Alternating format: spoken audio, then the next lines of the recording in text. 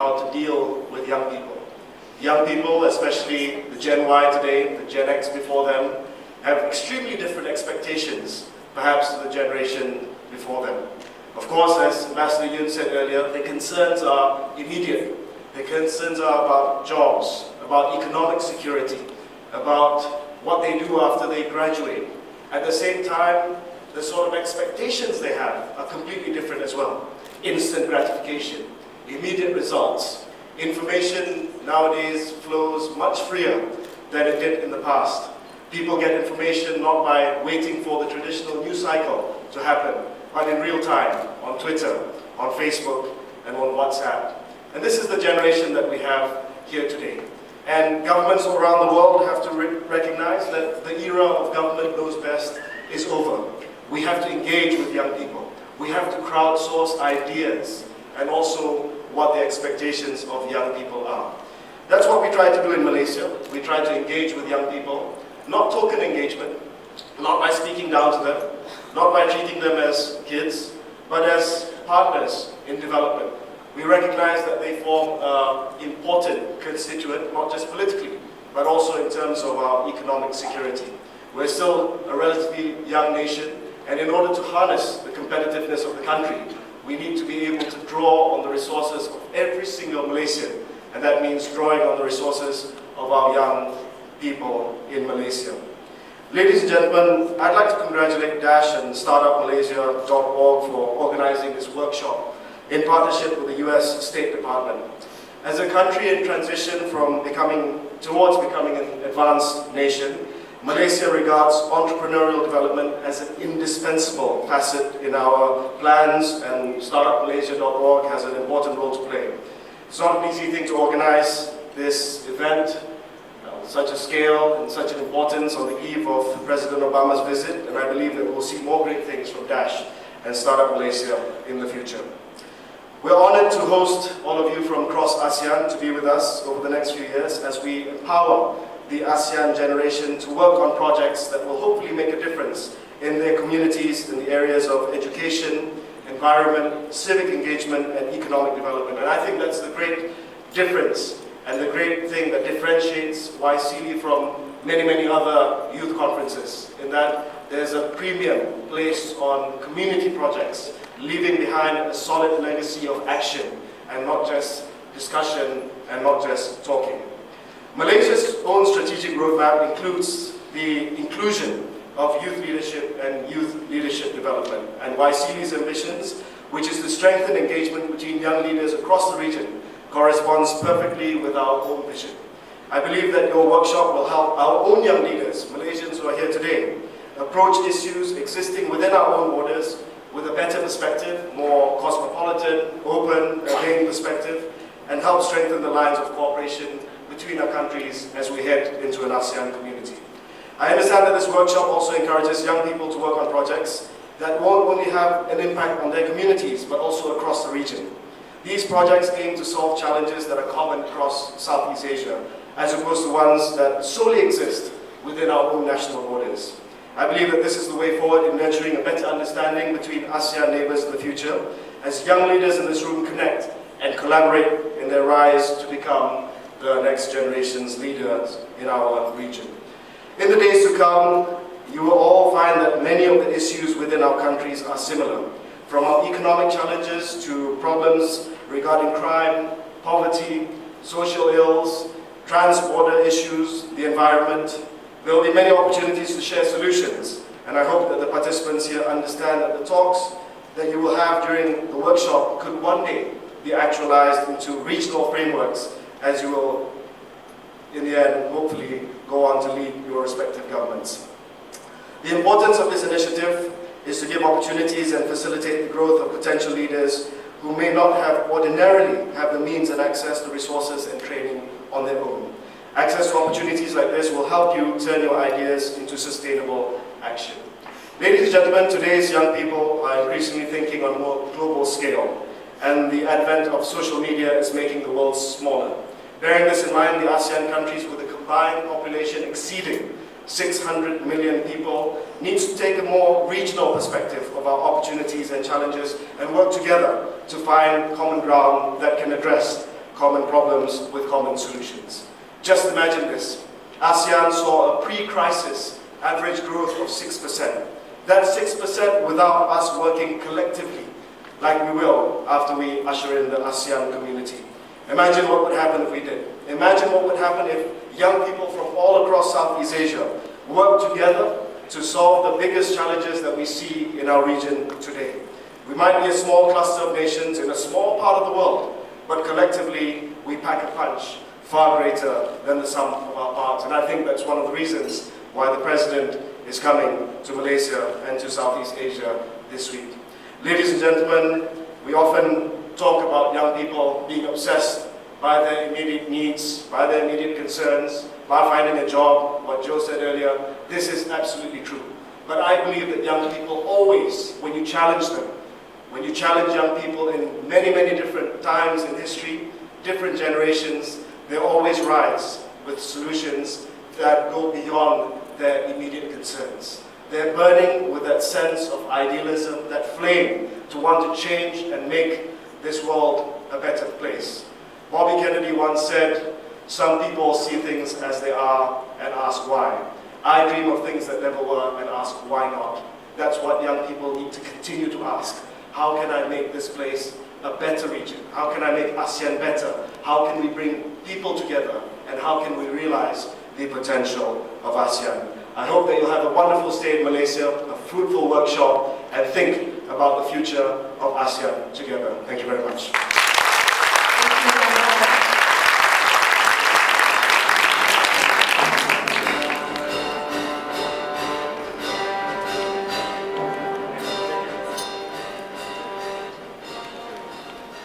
We hope everyone has received their US ASEAN flag pins, and for those of you who don't know, the United States has a mission exclusively dedicated to working with ASEAN. The United States works with ASEAN to develop a strong and integrated Southeast Asian community that is secure, prosperous, and democratic. ASEAN is a central part of the United States' rebalance to Asia. In the near future, the second Western ambassador will arrive, and she's especially looking forward to meeting with the youth. You can follow her arrival on the US ASEAN Facebook page and Twitter. And for a more detailed summary of the work, let's check out this video.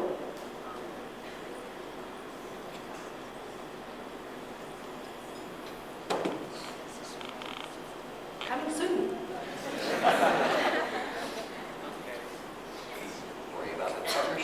ASEAN and the United States.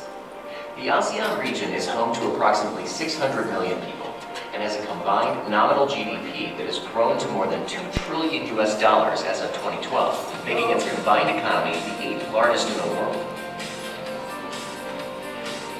The ASEAN community to be established by 2015 includes 3 pillars covering political security, economic, and socio-cultural cooperation. The United States began engagement with ASEAN as a dialogue partner in 1977. In the early 1990s, development cooperation was increased. In 2006, ASEAN and the U.S. agreed to an enhanced partnership, signing a plan of action for cooperation.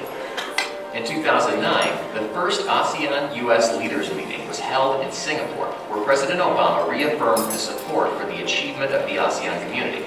And in 2010, the United States became the first non-ASEAN country to establish a dedicated mission to ASEAN. Ambassador David Lee Carden was sworn in the following year. And in September of 2012, Secretary of State Clinton met with the ASEAN Committee of Permanent Representatives during her second visit to the ASEAN Secretariat. In helping to build the ASEAN community, the United States works with ASEAN across all 3 pillars of ASEAN integration, as well as providing support to the ASEAN Secretariat. Under the ASEAN political security community, the U.S. has worked with ASEAN to promote an expanding human rights dialogue in the region. ASEAN and the United States have worked together to combat human trafficking in Southeast Asia through the MTV Exit campaign. This series of live concerts, documentaries, and youth capacity building programs have raised regional awareness among hundreds of thousands of young ASEAN citizens. In addition to fighting trafficking in persons, the U.S. has supported the ASEAN Wildlife Enforcement Network to fight wildlife trafficking and protect the region's biodiversity. The U.S. is committed to working with the ASEAN Regional Forum to ensure security, peace, and prosperity. Cooperation has included the ARF Proxy Actors in Cyberspace Workshop to counter the growing threat of cyber attacks and terrorism. The ASEAN Economic Community strives for free flow of goods, services, investments, capital, and labor by 2015. Conservative estimates from a U.S.-supported study suggest that successful implementation of the ABC will increase ASEAN real incomes by 5.3%, or more than 6 times the estimated effect of completing the ASEAN Free Trade Agreement alone. But it takes more than just the government. Meaningful engagement with the private sector is essential to the success of the ASEAN Economic Community. The U.S. has supported public-private dialogue in key areas such as food security, pandemic preparedness, and customs procedures. ASEAN and the United States are each other's 4th largest trading partners. The United States' supports emphasizes regional trade facilitation initiatives, such as the ASEAN Single Window, which will create a coordinated e-customs system in the region. The U.S. has also supported harmonizing standards in areas such as medical devices and electronic device safety. Trade facilitation will help cut red tape and boost trade, improving economies and living standards. The ASEAN socio-cultural community focuses on nurturing the human, cultural, and natural resources in the people-oriented ASEAN. Food security is a vital issue in the region. The U.S. is working with ASEAN, the private sector, and civil society to help strengthen food and agricultural trade. In this disaster-prone region, the U.S. has supported a state-of-the-art disaster monitoring and response system, which has increased regional capacity for response and recovery from natural disasters. Youth engagement is vital to ASEAN, and the U.S. is working to support ASEAN to bring together the leaders of tomorrow. The ASEAN Curriculum Sourcebook is a toolkit to bring ASEAN themes into all subject areas in primary and secondary schools. The ASEAN Studies course is an undergraduate program that specifically focuses on ASEAN issues, history, and the emergence of a regional ASEAN identity. And the ASEAN Youth Volunteer Program will help ASEAN youth make a sustainable difference to communities across the region. The U.S. is also assisting ASEAN in promoting climate-resilient cities. The CityLinks pilot partnership seeks to improve climate adaptation readiness in ASEAN cities. As ASEAN continues to evolve and grow in prominence on the world stage, so too will the U.S.-ASEAN partnership continue to develop, with the United States looking forward to many years of fruitful partnership as ASEAN achieves its goals for economic, political, and social development in Southeast Asia.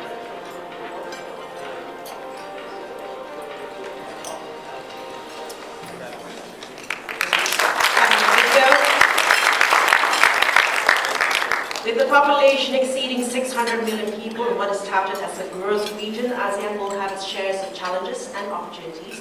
And to share with us some of that, we have His Excellency Dr. AKP Mochtan, Deputy Secretary General of ASEAN for Community and Corporate Affairs. Your Excellency.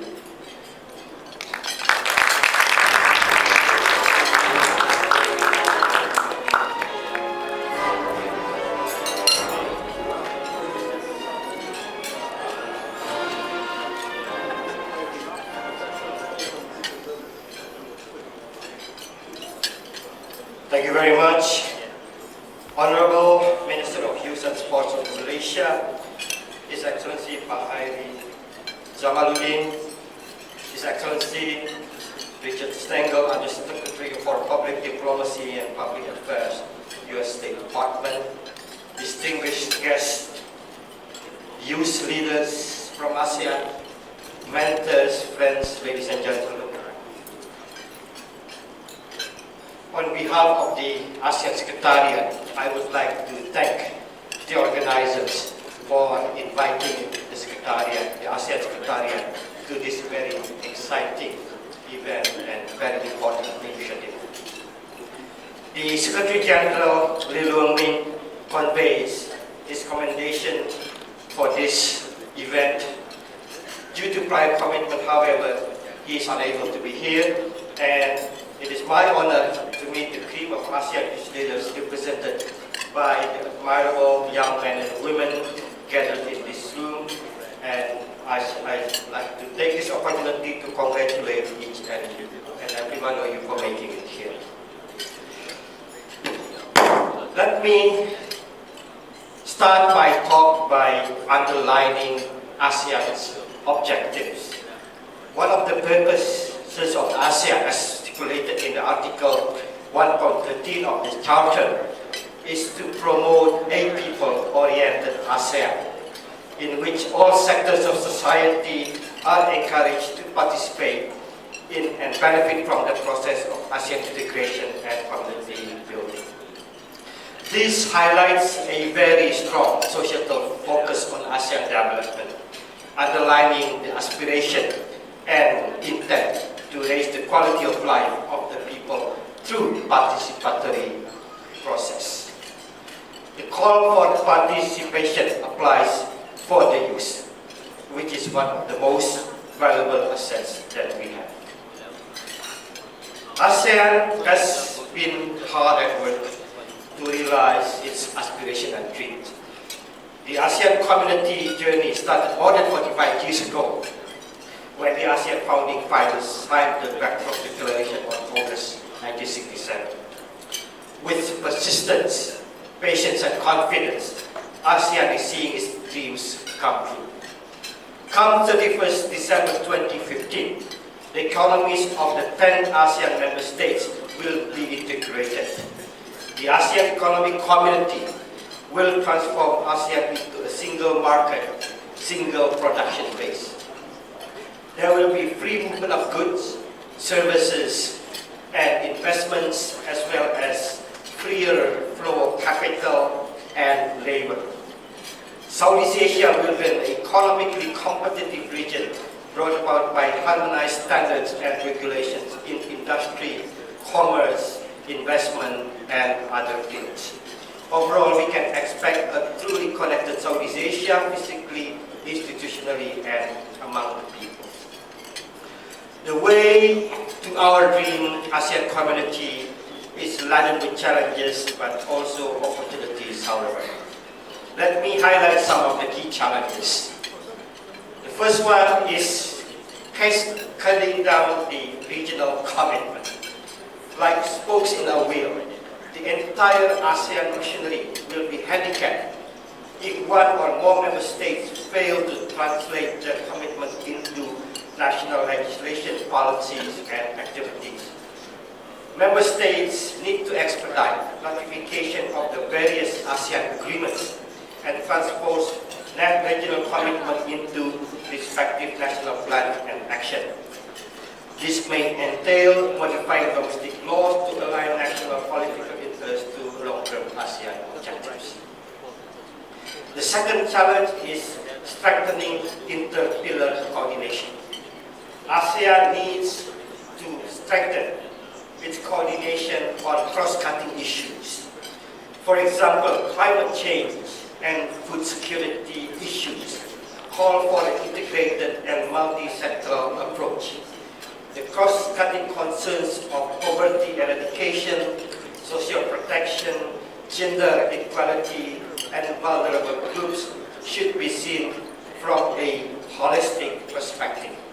Likewise, mainstreaming human rights into all three pillars has been a challenge.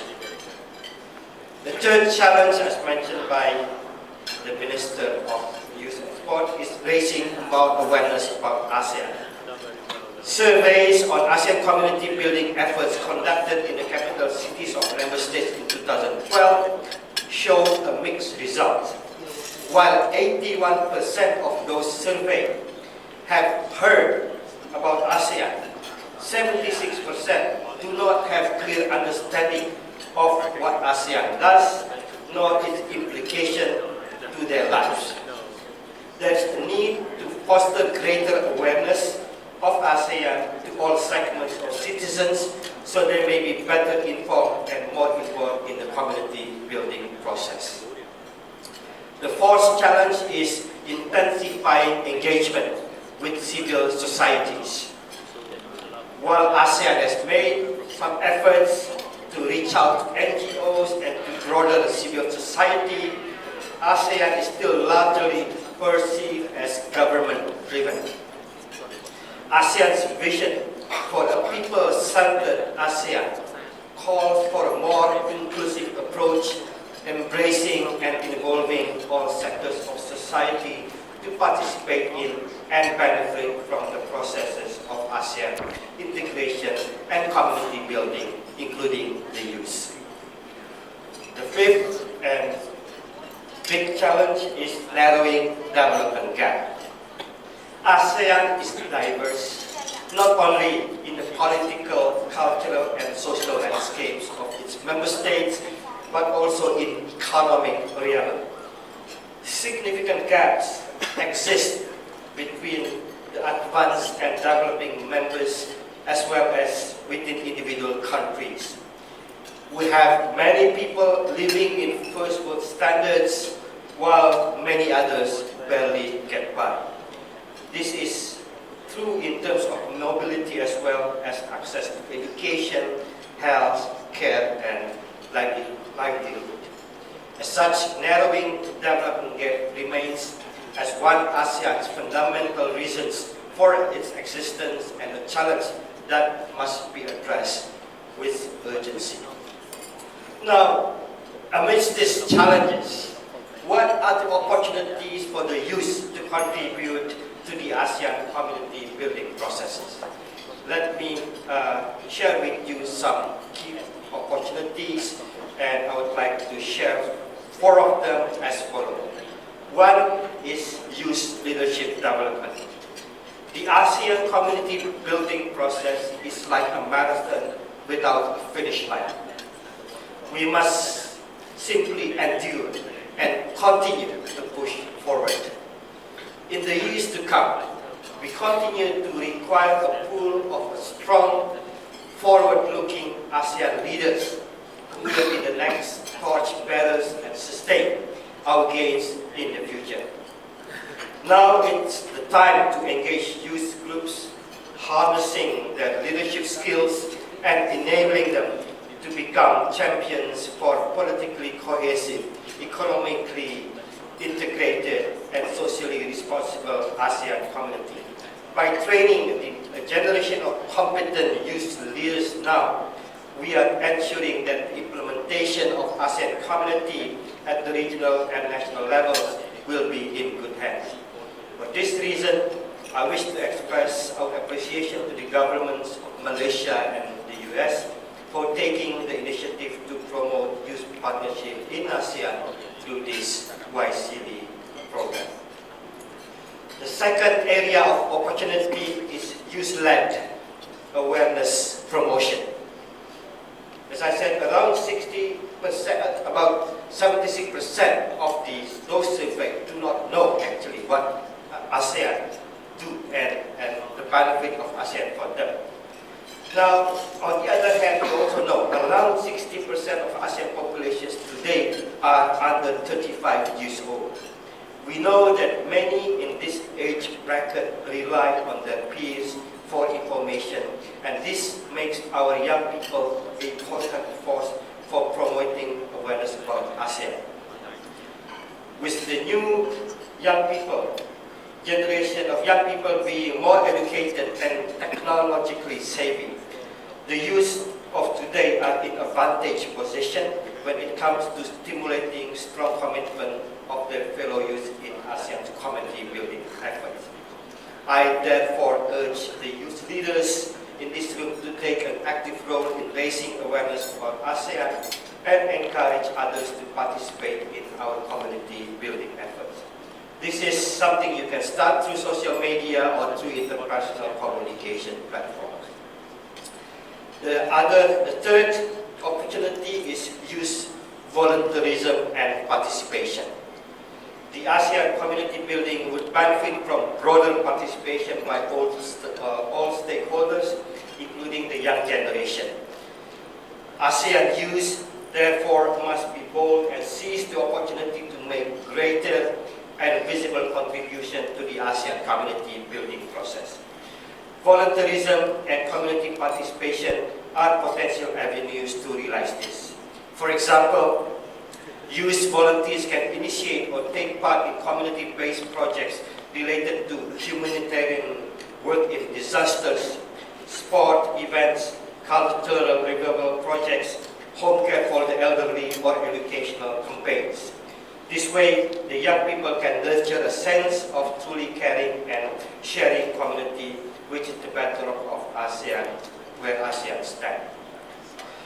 Another opportunity is youth entrepreneurship. Entrepreneurship is a source of job creation and economic empowerment that will help narrow the development gap within and between countries. In this regard, exploring the promise of entrepreneurship as a career option for youth should be considered in earnest. The ASEAN leaders have expressed their commitment in this area through the Bandar Sri Begawan Declaration on Youth Entrepreneurship and Employment adopted during the 23rd ASEAN Summit in October 2013. In the mutual spirit of mutual cooperation and partnership, the private sector too will have a wide-ranging role to play, which may include the provision of mental support and business expertise, as well as program sponsorships. However, as the philosopher Rabindranath Tagore said, you cannot cross the sea merely by staring at the water. It is up to the youth themselves to seize this opportunity with their fresh, innovative idea. Let me conclude my statement by saying that the youth are the region's greatest asset. I look forward for this workshop to come up with ideas for innovative, dynamic approach to broaden and deepen ASEAN engagement with the youth. In closing, let me share a story about a little boy who was sobbing away in darkness holding a tiny oil lamp. A passerby came and asked the boy, "What's the matter?" And the boy said, "I have to cross the forest to reach my village on the other side, but I am scared of the dark." And the man said, "But you have a lamp to show you the path." "Yes," the boy answered, but it can show me only a few feet ahead of me, and the village is 3 miles away." The man said encouragingly, "Just take one step at a time in light as shown by the light, and you will reach home." The boy took every step in light and soon reached the village without fear. Yes, there might be some dark, unfamiliar, uncertain areas in the horizon as we journey toward the ASEAN community. But let us remember, what we have with us can take us as far as we want. Together, we can reach our destiny one step at a time. Thank you very much.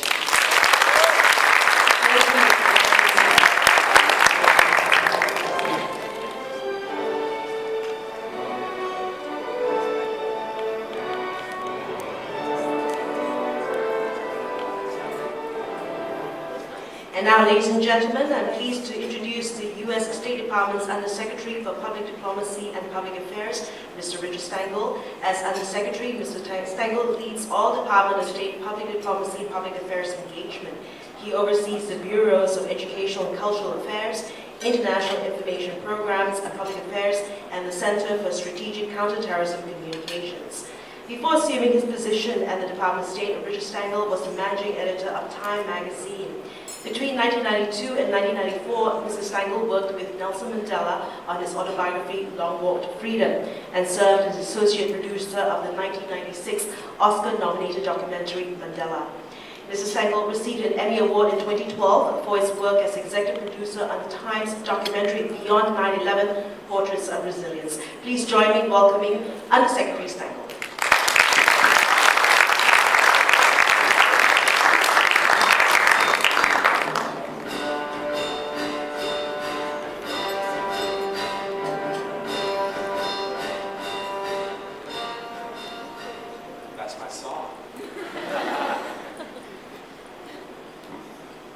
Thank you so much. I just want to mention a couple of folks.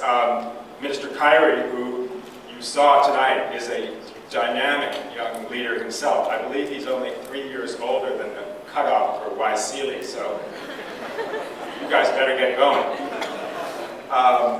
Dr. Moshtan, thank you for your wise words about ASEAN youth, which I hope you will all follow. My new friend, Jo Yoon, the ambassador, thank you for mentioning my time at Time Magazine, but I'm going to talk about my time with Nelson Mandela a little bit tonight. And Dash and Vanny from Startup Malaysia, you two are models of leadership for everyone here. So, hey, YSEALI participants, are you excited?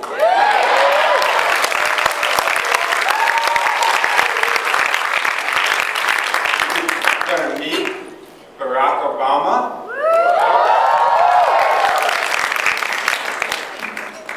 And you know what? He is very excited to meet you. And that is true. And I'll tell you why. First of all, I want to bring regards from my boss, John Kerry, the Secretary of State. He has a saying, which I hope translates well. It's a colloquial saying, let's get caught trying.